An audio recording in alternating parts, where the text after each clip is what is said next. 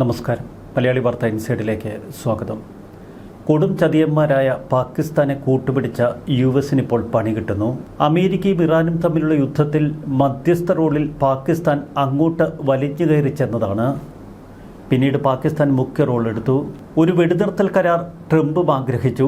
അതുകൊണ്ട് പാകിസ്ഥാന്റെ സഹായം ട്രംപ് ഇഷ്ടപ്പെട്ടു. പാകിസ്ഥാൻ ക്ഷണിച്ചതനുസരിച്ച് യുഎസിൽ നിന്നുള്ള ആദ്യ പ്രതിനിധി സംഘം ഇസ്ലാമാബാദിലെത്തി ആദ്യവട്ട ചർച്ചകൾ നടന്നു. എന്നാൽ രണ്ടാം വട്ടം അമേരിക്കയിൽ നിന്ന് പ്രതിനിധി സംഘം വിമാനം കയറാൻ ഒരുക്കുമ്പോഴാണ് തങ്ങൾ ചർച്ചകൾക്കില്ല എന്ന നിലപാട് ഇറാൻ സ്വീകരിച്ചത്. അതിന് തൊട്ടു മുൻപ് പാകിസ്ഥാനിൽ നിന്നുള്ള ഒരു പ്രതിനിധി സംഘം ഇറാൻ സന്ദർശിച്ചിരുന്നു. പാകിസ്ഥാന്റെ സൈനിക മേധാവി അസിം മുനീറാണ് ഇറാൻ സന്ദർശിച്ചത്. ഒന്നും രണ്ടുമല്ല 3 ദിവസത്തോളം ഇറാനിലെ ഉന്നത നേതാക്കളുമായി അസിം മുനീർ കൂടിക്കാഴ്ചകൾ നടത്തി.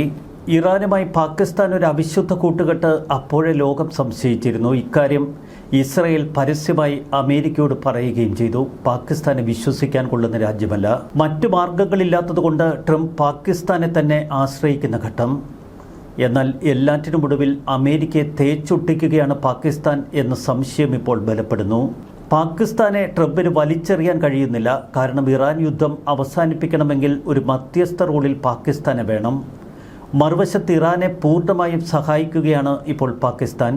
ഹോർമുസ് കടലിടുക്കിലെ ഉപരോധത്തിലൂടെ ഇറാന്റെ നട്ടെല്ലൊടിച്ച അമേരിക്കൻ നീക്കങ്ങളെ ഇപ്പോൾ ടോർപിഡോ വയ്ക്കുകയാണ് പാകിസ്ഥാൻ. ഇറാനുമായി കരമാർഗവും കടൽ മാർഗവും അതിർത്തി പങ്കിടുന്ന രാജ്യമാണ് പാകിസ്ഥാൻ.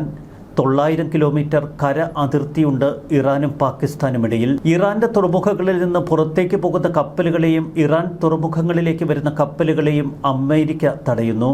ഹോർമുസ് ബ്ലോക്കേഡ് ശക്തമായി തുടരുന്നതിനിടയിൽ ഇപ്പോൾ പാകിസ്ഥാന്റെ ചില രഹസ്യ നീക്കങ്ങൾ.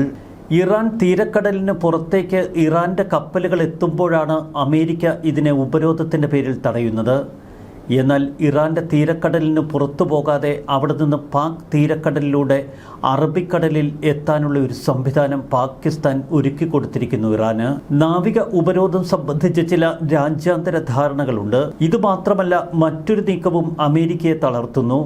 ചരക്കുകൾ കരമാർഗം കൊണ്ടുപോകാൻ പാക് അധികൃതർ അതിർത്തി തുറന്നുകൊടുത്തുവെന്ന വാർത്തയാണത്. ട്രംപിന്റെ ഹോർമുസ് കടലിടുക്ക് ഉപരോധം ഇറാനെ മുട്ടുകുത്തിച്ച അവസരത്തിലാണ് ഇപ്പോൾ പാകിസ്ഥാന്റെ ഈയൊരു ചതിപ്രയോഗം. ഇറാന്റെ വ്യാപാര പ്രവാഹങ്ങൾ ഇപ്പോൾ പൂർണ്ണമായി തടസ്സപ്പെട്ടിരിക്കുന്നു. ആഗോള വിപണികളിലേക്കുള്ള ഇറാന്റെ വാണിജ്യ പ്രവേശനം പൂർണ്ണമായി തടയപ്പെട്ട ഘട്ടത്തിലാണ്. എന്നാൽ 6 കരമാർഗ വ്യാപാര പാതകൾ ഇറാനുമായി പാകിസ്ഥാൻ തുറന്നുവെന്നാണ് ഇപ്പോൾ പുറത്തുവരുന്ന റിപ്പോർട്ടുകൾ. അങ്ങനെയെങ്കിൽ അമേരിക്ക ഇറാനുമേൽ ഏർപ്പെടുത്തിയ ശക്തമായ ഉപരോധത്തിൽ ഇപ്പോൾ വിള്ളലുകൾ വീണിരിക്കുന്നു. ഗൾഫിലെ സംഘർഷങ്ങളും നിയന്ത്രണങ്ങളും കാരണം ഇറാനിലേക്കുള്ള 3000-ലധികം കണ്ടെയ്നറുകൾ പാകിസ്ഥാൻ തുറമുഖങ്ങളിൽ പ്രത്യേകിച്ച് കറാച്ചിയിൽ കുടുങ്ങിക്കിടക്കുകയാണ്. ഇറാനിലേക്കുള്ള ചരക്ക് നീക്കത്തിന് സൗകര്യമൊരുക്കുന്നതിനാണ് ഇസ്ലാമാബാദ് ഇപ്പോൾ 6 റൂട്ടുകൾ പ്രവർത്തനക്ഷമമാക്കിയിരിക്കുന്നത്. ചുരുക്കത്തിൽ തുറമുഖങ്ങളിൽ നങ്കൂരപ്പെട്ടിരിക്കുന്ന വാണിജ്യ കപ്പലുകളിൽ നിന്ന് കണ്ടെയ്നറുകൾ പാകിസ്ഥാനിലിറക്കി അത് കരമാർഗം ഇറാനിലെത്തിക്കുക. പാകിസ്ഥാൻ വാണിജ്യ മന്ത്രാലയം പുറപ്പെടുവിച്ച നിയമപരമായ ഒരു ഉത്തരവിന്റെ മറവിലാണ് ഇപ്പോൾ ഈ നീക്കം നടത്തുന്നത് അധികൃതർ. US നാവിക നടപടി ആരംഭിച്ചതിന് പിന്നാലെ ഇറാനിയൻ കയറ്റുമതി നിയന്ത്രിക്കപ്പെടുക മാത്രമല്ല, ഇറക്കുമതി പൂർണ്ണമായും നിയന്ത്രിക്കപ്പെട്ടു. പ്രധാന കപ്പൽ പാതകളെ ഈ നീക്കം തടസ്സപ്പെടുത്തി. ടെഹ്റാനിൽ ഇത് വലിയ സാമ്പത്തിക സമ്മർദ്ദമാണ് സൃഷ്ടിച്ചത്. ഇറാൻ സാമ്പത്തികമായി തകർന്നുകൊണ്ടിരിക്കുന്നു. പണത്തിനായി പട്ടിണി കിടക്കുന്ന ഒരു രാജ്യമെന്ന നിലയിലാണ് ഇപ്പോൾ ഇറാന്റെ പോക്ക്. സമുദ്ര നിയന്ത്രണങ്ങൾക്കുള്ള ഒരു പരിഹാരമായി പാകിസ്ഥാൻ പുതുതായി വിജ്ഞാപനം ചെയ്ത ഗതാഗത ഇടനാഴികൾ അമേരിക്കൻ ഉപരോധത്തിന് കനത്ത വെല്ലുവിളിയാകും. വാഷിംഗ്ടൺ ഉപരോധങ്ങൾ ശക്തമാക്കും എന്ന് ആവർത്തിക്കുമ്പോഴാണ് പാകിസ്ഥാൻ ഇത്തരം നീക്കങ്ങളുമായി ഇപ്പോൾ മുന്നോട്ട് നീങ്ങുന്നത്. ഇതിനെതിരെ ഔദ്യോഗികമായി ട്രംപ് പ്രതികരിക്കുന്നില്ല. മൂന്നാം രാജ്യങ്ങളിൽ ഉൽപ്പാദിപ്പിക്കപ്പെടുന്ന സാധനങ്ങൾ പാകിസ്ഥാനിലൂടെ ഇറാനിലേക്ക് എത്തിക്കുക. അന്താരാഷ്ട്ര റോഡ് ഗതാഗതത്തെക്കുറിച്ചുള്ള പാകിസ്ഥാനും ഇറാനും തമ്മിലുള്ള 2008 ഉഭയകക്ഷി കരാർ. ഈ കരാറിന്റെ അടിസ്ഥാനത്തിലാണ് ഇപ്പോൾ ഇത്തരമൊരു നീക്കം. ഇറാനുമായി തങ്ങൾ നേരത്തെ തന്നെ കരാർ ഒപ്പുവെച്ചിരുന്നു എന്ന ന്യായവാദമാണ് അമേരിക്കയ്ക്ക് മുന്നിൽ പാകിസ്ഥാൻ നിരത്തുന്നത്. പാകിസ്ഥാന്റെ സാമ്പത്തിക ആവശ്യകതയും തന്ത്രപരമായ പാകിസ്ഥാന്റെ സ്ഥാനനിർണയവുമാണ് ഇത്തരം നീക്കങ്ങൾക്ക് പിന്നിൽ. ഇസ്ലാമാബാദ് അവസരം ഉപയോഗിച്ച് പ്രാദേശിക വ്യാപാരവും കണക്ടിവിറ്റിയും വർദ്ധിപ്പിക്കാൻ ശ്രമിക്കുന്നു. പാകിസ്ഥാന്റെ ഈ നീക്കത്തിന് ചൈനയുടെ പരോക്ഷ പിന്തുണയും. പാകിസ്ഥാൻ വഴി അവശ്യ സാധനങ്ങൾ ഇറാനിലെത്തിക്കാനുള്ള പോംവഴി ചൈനയും തേടുന്നു. ചുരുക്കത്തിൽ പാകിസ്ഥാൻ ഒരേ സമയം ഒന്നിലധികം താൽപ്പര്യങ്ങൾ സന്തുലിതമായി തന്ത്രപരമായി നീക്കുന്നു.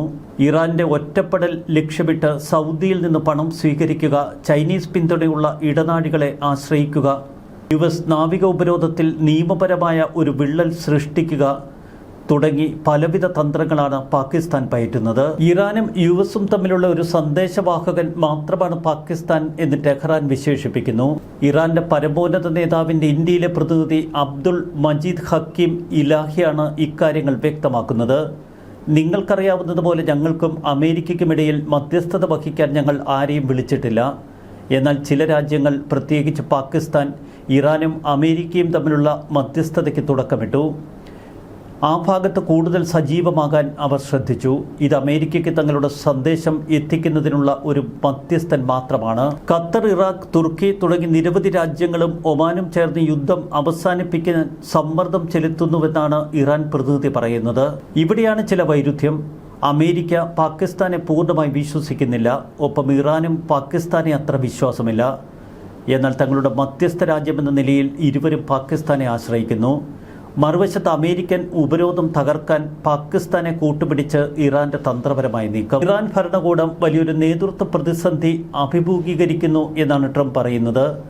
തങ്ങൾ തകർച്ചയുടെ വക്കിലാണെന്നും ഹോർമുസ് കടലിടുക്ക് എത്രയും വേഗം തുറന്ന് നൽകണമെന്നും അവർ തന്നോട് ആവശ്യപ്പെട്ടുവെന്നാണ് ട്രംപ് ഇപ്പോൾ പറയുന്നത്. ഹോർമുസ് കടലിടുക്ക് എത്രയും പെട്ടെന്ന് തുറക്കാനുള്ള സന്നദ്ധത ഇറാൻ അറിയിച്ചു.